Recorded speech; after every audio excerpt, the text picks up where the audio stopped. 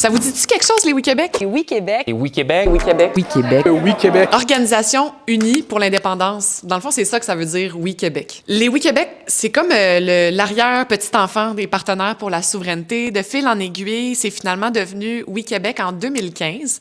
Puis à la base, ça a été un regroupement, en fait, d'organisations qui se sont dotées de mandats en faveur de l'indépendance. Donc, ça a toujours été une organisation citoyenne. Donc, la mission des Oui Québec, c'est pas compliqué. C'est de faire des nouveaux souverainistes, mais de le faire aussi d'une façon à engager la société civile. La société civile, c'est quoi? C'est toutes sortes de groupes, en fait, qui sont citoyens, par exemple, des groupes communautaires, des syndicats, des chambres de commerce, des entreprises.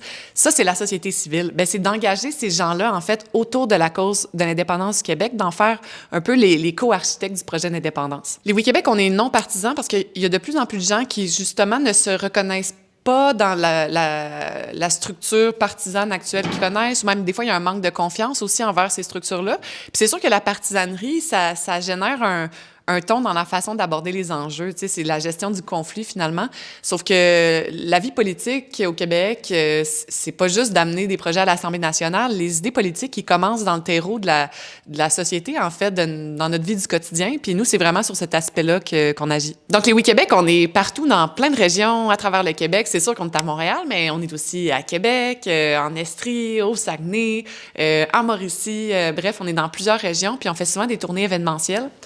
Donc, on a fait une tournée qui s'appelait Renouveau, où on a fait près d'une dizaine d'événements en région. Puis, on est en train de faire une tournée qui s'appelle Saison Émergence, où, justement, on explore la culture à travers toutes les régions. Et on vous incite aussi, à travers les tables régionales, à faire peut-être, je sais pas, ouvrir des clubs pays dans plein de régions, à Québec, en Estrie. Mais bref, effectivement, ce qu'on souhaite, c'est être partout au Québec. Moi, je suis arrivée comme présidente des Oui-Québec en 2021, mais il faut dire que ça faisait quand même quelques années que je militais pour l'indépendance avant, puis en fait, ça a toujours été ma seule priorité, l'indépendance du Québec. Je voulais pas vraiment m'impliquer, tu sais, pour une multitude d'autres causes. C'était ça que je voulais, mais je savais pas qu'une organisation citoyenne comme ça existait. Puis c'est lorsqu'il y a eu toutes les démarches, en fait, sur la concertation aussi des formations politiques, la démarche de convergence, en fait, qu'ont mené les Oui-Québec en 2017, que je me suis mis à m'intéresser à cette cause-là, parce que je trouve qu'on doit aussi avoir une espèce de vision commune comme mouvement à offrir à la population du Québec. Puis je trouvais que les Oui-Québec faisaient ça. Donc, je suis arrivée en 2019. Puis j'ai trippé tout de suite sur l'esprit citoyen, libéré. Puis j'ai vu en les Oui-Québec une opportunité, en fait, d'amener ce côté-là que j'avais, mais aussi que certains de mes collègues avec qui on a pris la relève avaient aussi un côté entrepreneurial, artistique, un peu libéré, je dirais même un peu foufou, là, de la politique. Puis je pense que c'est ça qu'on a réussi à faire maintenant avec cette nouvelle mouture-là des Oui-Québec. Puis comment vous arrivez à mobiliser les jeunes?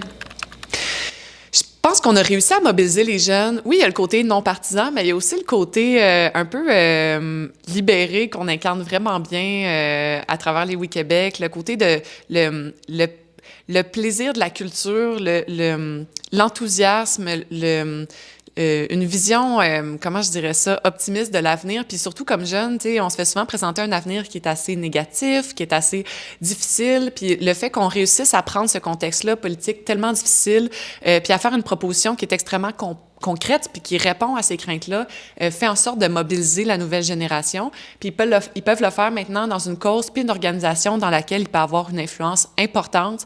Fait que les jeunes sont plus juste soit des plantes vertes ou des jeunes découragés. Ils ont maintenant une vraie occasion de transformer leur avenir collectif et individuel à travers l'indépendance puis à travers les Oui-Québec. Est-ce que les Oui-Québec, vous allez devenir un parti politique? Donc, non. Puis la raison à ça, c'est que en fait, ça serait juste contre notre ADN, puis contre tout ce on a fait jusqu'à présent comme organisation citoyenne. La raison pour laquelle on met autant d'énergie justement autour des Oui-Québec, c'est parce qu'on croit sincèrement que le mouvement indépendantiste doit s'enraciner au sein de la société civile, se déployer justement de façon citoyenne à l'extérieur des fractures partisanes.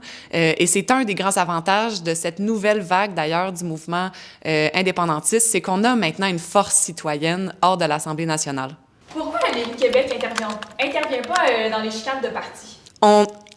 On n'intervient pas, puis c'est pas par manque de... Des fois, ça me tenterait, tu sais, mais en même temps, les Oui Québec, on n'est pas l'ONU des indépendantistes, on n'est pas un médiateur, puis si on commençait à intervenir comme ça, ben ça ferait en sorte qu'il faudrait un petit peu modérer nos interventions d'un côté comme de l'autre, essayer d'être juste en tout temps, alors que c'est pas notre mission au final. Notre mission, c'est de mobiliser les citoyens en faveur de l'indépendance, de créer des nouveaux indépendantistes. Puis cette portion-là, un peu bon, on appelle ça de la chicane dans le mouvement, là, mais c'est surtout entre les partis politiques, bien justement, ça appartient à la partisanerie. Pour finir, qu'est-ce que tu souhaites au Québec? Je souhaite au Québec la chose suivante, c'est-à-dire qu'en 95, une des erreurs qu'on a commises au référendum, c'est qu'on n'a pas suffisamment mobilisé la société civile. Nous, ce qu'on souhaite, c'est qu'elle soit justement l'architecte du projet de pays, qu'elle soit au cœur de ce projet-là, de la construction de notre avenir collectif.